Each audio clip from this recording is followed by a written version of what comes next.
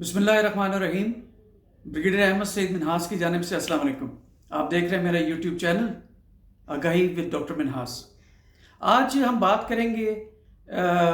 Hamas के हमले के मुतालिक जो उसने इसराइल पे लॉन्च किया और प्रेस के मुताबिक अब तक तकरीबन 5000 रॉकेट इसराइल के आबादकारी वाले इलाकों में फायर हो चुके हैं, जिसमें खातर ख्वाह उनका मटीरियल और जानी नुकसान भी हुआ है, स्पेशली इसराइली आर्म फोर्सेस का, जिसमें कहा जा रहा है कि तकरीबन 25 से 40 उनके सोल्जर्स जो हैं वो वहाँ मारे भी गए और काफ़ी हालात वहाँ पे कशीदा हैं। और जो नेतन्याहू साहब हैं जो कि इसराइली प्राइम मिनिस्टर हैं, उन्होंने जंग का ऐलान भी कर दिया। अच्छा, भी देखा जाए कि अब ये क्या वजह है कि जो हमले हुए हैं हमास की जानिब से, इसकी वजूहत क्या हैं। तो अगर सबसे पहली वजह देखी जाए तो मैं इसको बड़ा कोई सरप्राइजिंग अटैक नहीं समझता, क्योंकि तकरीबन अब से कोई एक हफ्ता पहले 23 सितंबर 2023 को नेतन्याहू साहब ने न्यू मिडल ईस्ट के नाम का एक नक्शा यूनाइटेड नेशन जनरल असम्बली के प्लेटफॉर्म पर लहराया था कि जिसमें उन्होंने इसराइल को एक पूरी स्टेट दिखाया था जिसमें कि कोई हिस्सा भी जो है वो फ़लस्तीनियों का नहीं था, जिसमें आपकी गाज़ा स्ट्रिप हो गई, आपकी वेस्ट बैंक हो गया या गुलान हाइट्स, वो सब इसराइली इलाका दिखाया गया था। और जो नया मिडल ईस्ट का कॉन्सेप्ट दिया गया था उसमें सूडान हो गया, आपका इजिप्ट हो गया, आपका सऊदी अरब, यूएई और आपका जो बहरीन है, ये इलाके दिखाए गए कि ये न्यू मिडल ईस्ट, और वो ग्रीन कलर में दिखाया गया। तो ये वो ममालिक थे कि जिन्होंने इसराइल को जो है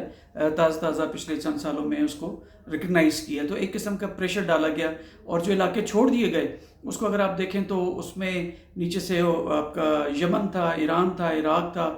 ऊपर नॉर्थ की तरफ जाएं तो आपका सीरिया है और वहाँ पे लेबनान है, जो कि जिसको उर्फ़ आम में आप शिया क्रिश्चियन भी कहते हैं। ये वो ममालिक हैं जिसमें शियास की पॉपुलेशन ज़्यादा है, तो इनको छोड़ के बाकी लोगों को ग्रीन शो किया गया था। तो ये इस तरह का नक्शा जारी करना मेरे ख्याल फ़लस्तीनियों को किसी सूरत भी काबिल कबूल नहीं था। तो एक वजह मेनली ये भी हो सकती है। नंबर 2 ये है कि वहाँ जो आपके आबादकार हैं इसराइली, उन्होंने पिछले जब से नई गवर्नमेंट आई है दिसंबर 2022 से लेके अब तक इन 8, 9, 10 महीनों के अंदर तकरीबन 250 फ़लस्तीनियों को शहीद किया, जिसमें कि 40 बच्चे भी शामिल थे और उसमें काफ़ी रिजल्टमेंट थी। नंबर 3 अगर इस पे देखी जाए क्या वजह हो सकती है कि हमास ने इस कदर शदीद अटैक किया है, तो उसकी वजहों में ये भी है कि आपके जो नए आबादकार वहाँ पे सेटल हो रहे थे, उन्होंने जो बेसिक कम्युनिटीज़ ऑफ लाइफ हैं वो फ़लस्तीनियों से छीन ली थी और उनके बच्चों को स्कूल जाना भी जो है मुहाल हो चुका था। नंबर 4 जिसकी अगर आप देखें तो पिछले 2-3 सालों के अंदर आपने देखा होगा कि बैतुल मक़दस के अंदर जिस तरह जूतों समेत इजरायली फ़ौजी अंदर जाते रहे, तो दुनिया में एक कॉन्सेप्ट, एक इस तरह का मुसलमानों में कॉन्सेप्ट उभरा कि आप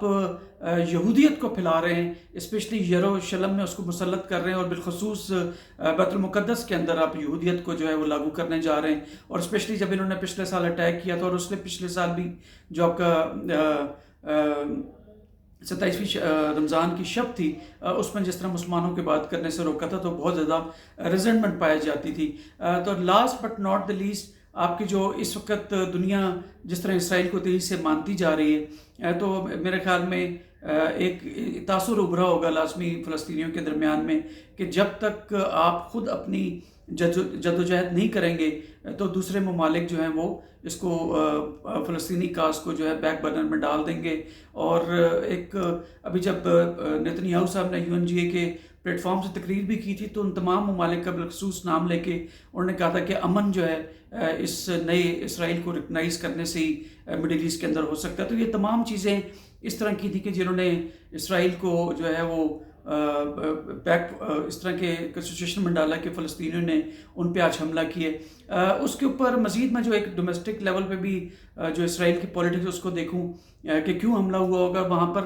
पिछले 2019 से लेकर 2022 से तकरीबन 4 गवर्नमेंट्स इसराइल में चेंज हुई हैं, क्योंकि जो वहाँ पे आबादकार थे लोकल, उनको अपनी गवर्नमेंट के ऊपर एतबार नहीं था और वो जिस तरह की पॉलिसीज़ लेके आगे चल रहे थे वो अभी तक उसमें कामयाब नहीं हुए थे। और फ़लस्तीनी जो है आए दिन कुछ ना कुछ अपनी लैंड को लेने के लिए, वापस लेने के लिए वहाँ पे हमले कर रहे थे। तो अभी जो एक्सट्रीम राइट विंग जो है उसकी गवर्नमेंट है इसराइल के अंदर, जैसे बेंजामिन नेतन्याहू साहब उसको लीड कर रहे हैं। और जो एक्सट्रीम राइट के जो लोग होते हैं وہ بڑے ہارڈ لائنر قسم کے ہوتے ہیں، الٹرا نیشنلسٹ ہوتے ہیں، اور وہ کسی قسم کا کمپرومائز نہیں کرتے، کنزرویٹیوز ہوتے ہیں اور اتھارٹیٹیو بھی ہوتے ہیں۔ تو ان تمام چیزوں کو دیکھتے ہوئے سخت قسم کی پالیسیز جو ہیں وہ نیتن یاہو صاحب نے دوبارہ سے لاگو کی تھی، جس نے ایک ایکشن کا جو ہے ریئیکشن آنا جو ہے وہ بنتا تھا۔ آج کے اٹیک میں سب سے زیادہ جو چیز تھی وہ سرپرائزنگ اٹیک تھا۔ سرپرائزنگ اٹیک دو طریقے سے، ایک تو یہ کہ 5,000 راکٹ تقریباً 2 سے 3 گھنٹوں میں فائر کیے گئے، اور جو ایک آئرن ڈوم کا کانسیپٹ ہے کہ وہ محفوظ رکھیں گے اسرائیلی آبادکاروں کو جو اسرائیل کے قبضہ والے علاقے میں رہتے ہیں، وہ ٹوٹلی فیلڈ نظر آیا، وہ کسی قسم کے راکٹ کو روک نہیں سکا۔ نمبر 2، انہوں نے تینوں جو حماس ہے انہوں نے تینوں طرف سے تینوں آرم فورسز کو جو ہے وہ اس کو اٹیک کیا، تینوں طرف سے، سی کی طرف سے بھی کیا، ایئر کی طرف سے بھی کیا، اور زمینی بھی اٹیک کیا۔ اب ایئر کی جانب سے اٹیک کرنا بڑا یونیک سے کائنڈ چیز تھی، اس میں انہوں نے جو ہے وہ پیراگلائڈرز کا استعمال کیا، انڈیجنس بنائے ہوئے، اور یہ جیسے جیپنیز جو ہیں ورلڈ وار 2 کے اندر کمیکازی انہوں نے ایئر فورس اٹیک کیے تھے، اسی پیٹرن کے اوپر جا کے اسرائیلی جو علاقوں میں انہوں نے وہاں پہ لینڈ کیا اور وہاں پہ پوسٹیں ان کی کیپچر کی اور وہاں پہ ان کو نقصان پہنچائے۔ تو حالات انتہائی کشیدہ ہیں۔ جو آپ کے دوسرے جو ہیں حزب اللہ ہے جو کہ لبنان میں ہے، انہوں نے بھی کہا ہے کہ ہم ڈیولپمنٹ سچویشن جیسے ہو رہی ہے اس کو دیکھتے ہوئے اپنا جو ہے لائے عمل جو ہے اختیار کریں گے، لیکن مجھے یقین ہے کہ یہ جنگ اتنا دور نہیں جائے گی،